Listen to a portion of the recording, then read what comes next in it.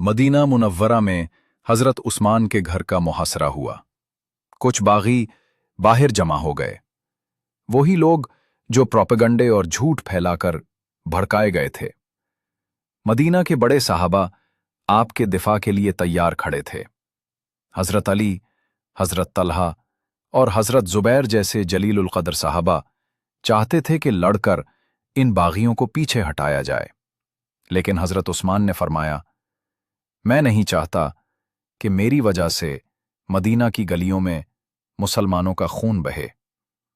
ये सुनकर सहाबा खामोश हो गए और बागियों ने मुहासरा मजीद सख्त कर दिया।